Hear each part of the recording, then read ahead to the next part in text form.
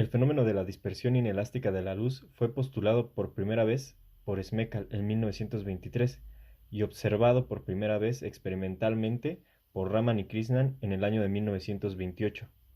Desde entonces el fenómeno se conoce como espectroscopía Raman o espectroscopía de Raman. En el experimento original, la luz solar fue enfocada por un telescopio sobre una muestra que era un líquido purificado o un vapor sin polvo. En la muestra se colocó una segunda lente para recoger la radiación dispersa. Se utilizó un sistema de filtros ópticos para mostrar la existencia de radiación dispersa con una frecuencia alterada de la luz incidente, la característica basada de la espectroscopía Raman. Cuando la luz interactúa con la materia, los fotones que componen la luz pueden ser absorbidos o dispersados, o incluso pueden no interactuar con el material y pasar a través de él.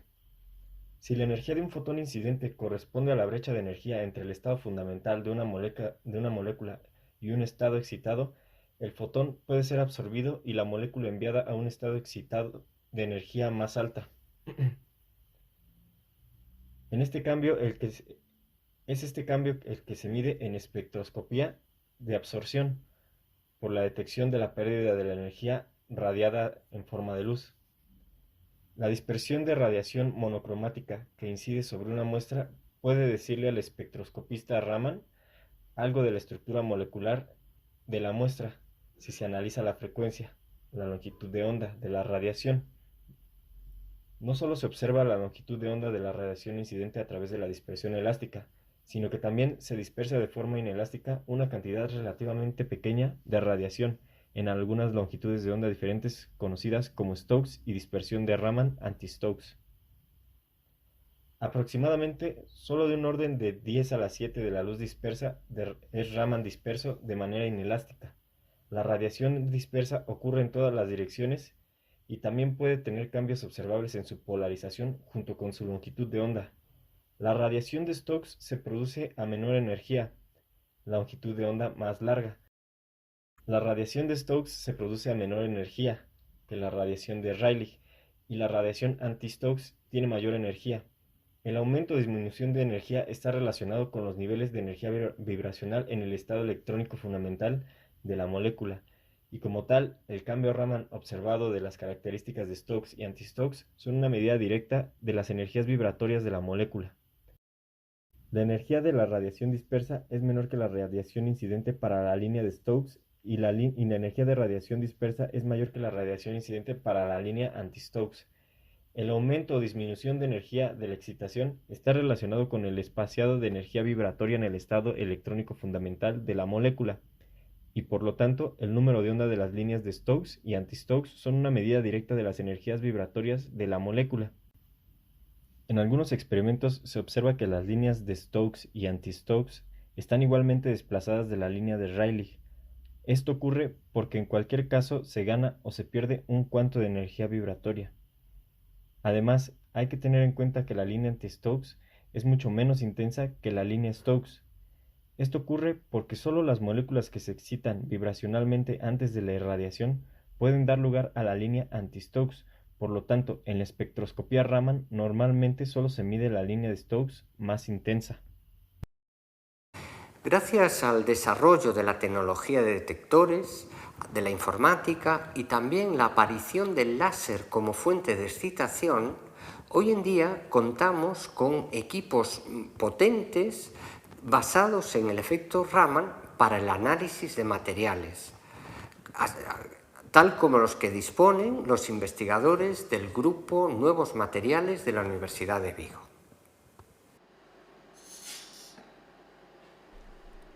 La muestra de interés, en nuestro caso una muestra sólida, se sitúa en el soporte debajo de un sistema óptico que nos permite visualizar la zona de análisis. En este caso, un patrón de líneas que se quiere emplear en sensores biomédicos.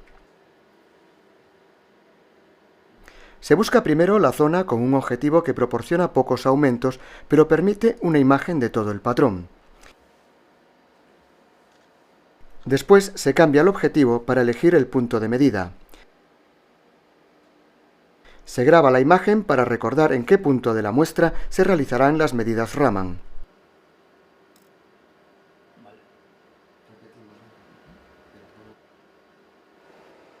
La espectroscopía Raman tiene sus bases en el fenómeno físico de la dispersión de fotones. Al incidir un rayo láser sobre el material, el haz puede dispersarse con la misma longitud de onda de la luz incidente o con una longitud de onda ligeramente diferente. En el primer caso ocurre una dispersión elástica, denominada Rayleigh. En el segundo caso ocurre una pequeña transferencia de energía entre la luz incidente y los modos vibracionales de los enlaces que forman nuestro material, dando lugar a la dispersión Raman. Dependiendo del estado final de la vibración, tendremos dos tipos de dispersión Raman.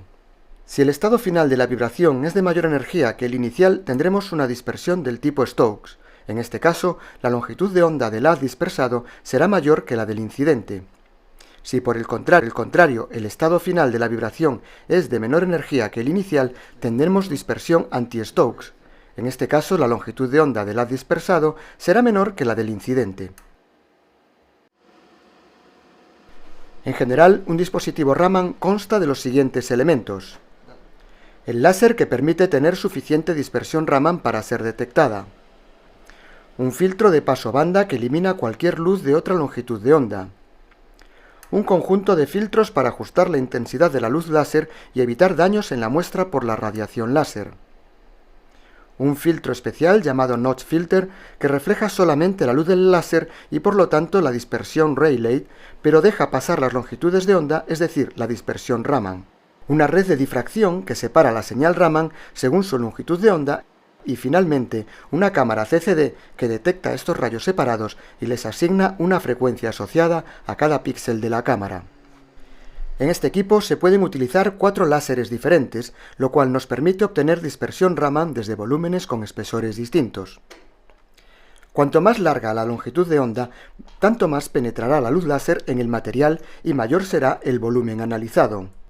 En el software de control daremos la orden para que se inicie el experimento, seleccionando la longitud de onda del láser utilizado, el tiempo de adquisición y el número de espectros que se usará para mejorar la relación señal-ruido.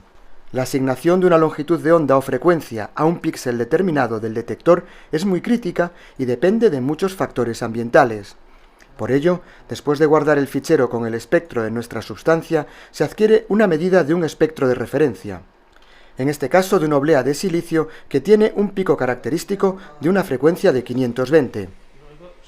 A continuación volvemos exactamente a la misma posición de la muestra y cambiamos la longitud de onda a 633 nanómetros para medir un volumen de muestra más profundo y grabamos el espectro con su espectro de referencia correspondiente. Una vez obtenidos todos los espectros, se calibra la posición exacta de los píxeles del detector con los espectros de referencia y a continuación los espectros del material con la asignación exacta de frecuencias.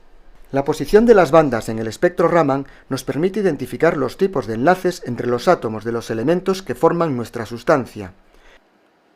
Evaluando el ancho a media altura de esas bandas, podemos también obtener información del grado de cristalinidad y el tamaño de grano en caso de tener un material nanocristalino.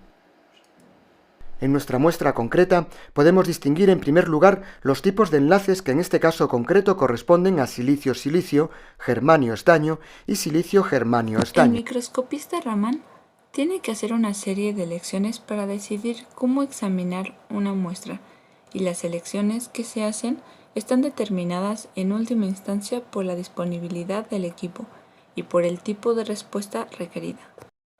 Hay una propiedad molecular llamada polarizabilidad, de la cual se derivará la información molecular y 2 parámetros de instrumentación que pueden ser elegidos por el espectroscopista.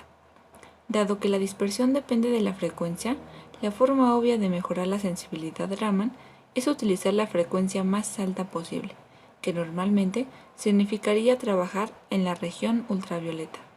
La excitación UV también tiene la ventaja de que hay menos fluorescencia que con excitación visible. Sin embargo, hay muchos compuestos que absorben la radiación ultravioleta. Esto y la alta energía de fotones en esta región significa que existe un alto riesgo de degradación de la muestra. También significa que los espectros pueden ser bastante diferentes de espectros Raman normales debido a la resonancia con cualquier transición electrónica que puede causar absorción. Los experimentos de láser pulsado más simples son los denominados experimentos de un solo color, en los que se utilizan pulsos de láser de alta irradiancia para iniciar la fotorreacción y luego sondear las especies transitorias creadas dentro del ancho del pulso. Raman de 2 colores con un CCD y 2 láseres. En la espectroscopía Raman de resonancia resuelta en el tiempo se utilizan pares de pulsos de láser de diferente longitud de onda para fotolizar, o sea, bombear ópticamente, y luego para sondear las especies transitorias de interés. La ventana espectral de espectrógrafo, el detector, se elige de modo que corresponda al rango de frecuencia de la dispersión Raman del láser sonda. La evolución en el tiempo de la señal transitoria se controla registrando una serie de espectros con diferentes retrasos después del evento de fotólisis, es decir, en una serie de retrasos entre la excitación y los pulsos de la sonda. La espectroscopía Raman es una técnica que se realiza directamente sobre el material a analizar y que tiene las ventajas frente a otras técnicas de caracterización de compuestos que no requieren ningún tipo de preparación y que no conlleva ninguna alteración de la superficie sobre la que se realiza el análisis. Con esta técnica se puede analizar la composición química de compuestos orgánicos e inorgánicos, sin destruir las muestras y sin preparación especial, y además se pueden analizar materiales en cualquier estado, sólido, líquido o gaseoso. La espectroscopía Raman es una de las técnicas analíticas más potentes de la existencia en la actualidad, y sin lugar a dudas, las que más se adapta a la exigencia del análisis de obras de arte. Sin embargo, hay que destacar que la espectroscopía Raman es una técnica con implicaciones en todos los ámbitos de la investigación científica, debido a que está basada en las vibraciones moleculares.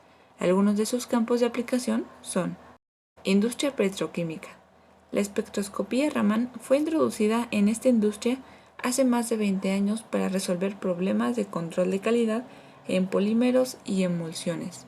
También ayuda a resolver problemas de desactivación de catalizadores o su contaminación. Aplicaciones biomédicas. El uso de la técnica ha destacado en el estudio de proteínas y estructuras polipépticas en un estado fisiológico natural. Variaciones de esta técnica han sido exitosamente usadas en la determinación del colesterol, lípidos, inmunoglobulina, oligosacáridos y otras moléculas biológicamente activas. Industria alimentaria. Esta técnica se ha usado en la industria de alimentos para determinar la presencia de macrocomponentes tales como proteínas, lípidos, carbohidratos y agua. Medio ambiente. La espectroscopía Raman ha sido usada para analizar compuestos orgánicos o inorgánicos en suelos y aguas, y así determinar su contaminación por complejos metálicos, fenoles, ácidos poliorgánicos e hidrocarbones. Análisis de polímeros. Estudio y caracterización de la cristalinidad en polímeros. Identificación de materiales pictóricos. Esta técnica tiene un amplio campo de aplicaciones a desarrollar en el mundo del arte que resultan muy útiles tanto para el conocimiento de la historia del arte como para los trabajos de conservación y restauración de las obras analizadas.